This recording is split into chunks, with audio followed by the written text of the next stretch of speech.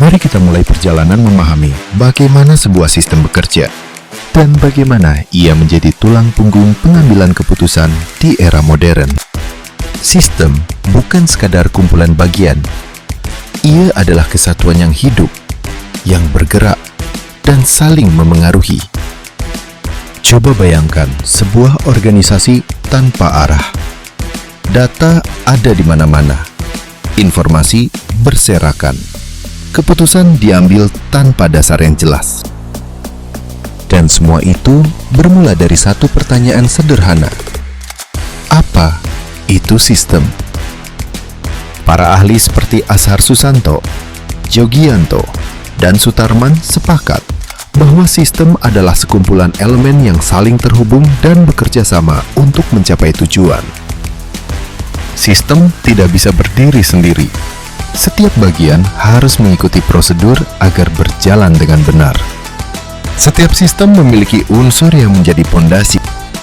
Pertama, input. Sesuatu yang masuk, entah data maupun informasi. Kedua, proses. Tahap di mana input berubah, diolah, dan diberikan makna. Ketiga, output. Hasil dari proses tersebut. Terakhir, feedback. Adanya umpan balik, sistem akan berjalan dengan koreksi. Ia juga butuh kontrol agar tetap berada di jalur yang benar. Sistem pun hidup dalam sebuah lingkungan yang bisa memperkuat atau justru menghambat kinerjanya. Dan di dalamnya terdapat subsistem, bagian-bagian kecil yang saling terhubung melalui interface. Menurut Ashar Susanto, sistem memiliki tujuan, batas, subsistem, dan interaksi dengan lingkungan. Artinya, sistem tidak pernah bekerja sendirian. Lalu, bagaimana sistem bergerak? Mari lihat jenis-jenisnya. Pertama, sistem menentukan, yang berjalan dengan kepastian. Seperti komputer menjalankan program, setiap langkahnya bisa diramalkan. Kedua, sistem memungkinkan, yang mengandung ketidakpastian. Seperti sistem permintaan barang yang dipengaruhi faktor di luar kendali manusia.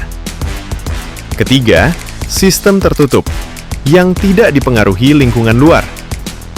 Keempat, ada sistem terbuka yang berinteraksi dengan lingkungannya, yang berubah, beradaptasi, dan tumbuh. Menurut MacLeod, O'Brien, dan Loudon, sistem informasi mengumpulkan, memproses, menyimpan, dan menyajikan informasi untuk mendukung keputusan. Intinya, sistem informasi adalah jembatan antara data mentah dan keputusan. Sistem informasi tersusun dari hardware, software, jaringan, database, dan manusia. Manusia adalah pusatnya.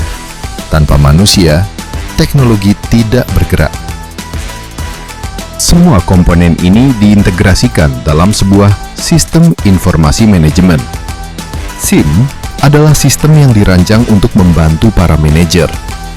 Ia mengumpulkan data, memproses informasi, menyimpannya, dan akhirnya menyajikannya agar manajer dapat merencanakan, mengendalikan, dan mengambil keputusan yang tepat.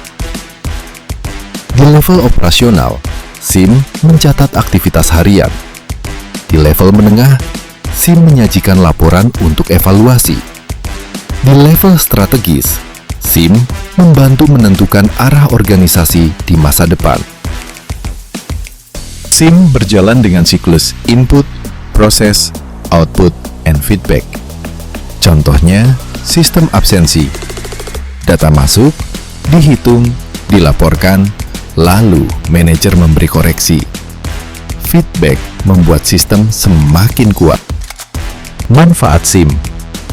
SIM membuat kerja lebih efisien, keputusan lebih cepat, pelayanan meningkat, dan organisasi lebih adaptif menghadapi perubahan. SIM bukan sekadar teknologi, tapi alat transformasi. Tantangan SIM: biaya yang besar, integrasi sistem lama yang rumit, karyawan yang belum siap berubah, dan perlunya pelatihan serta dukungan pimpinan.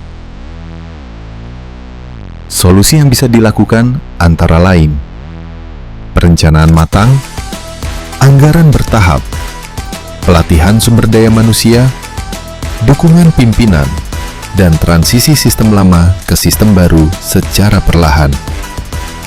Kesimpulannya, sistem adalah cara kita memahami dan mengatur dunia. Dalam organisasi, sistem membantu kita menata informasi, memperbaiki proses, dan mengambil keputusan yang lebih baik. Sistem informasi manajemen adalah bentuk nyata dari konsep sistem yang menghidupkan organisasi modern.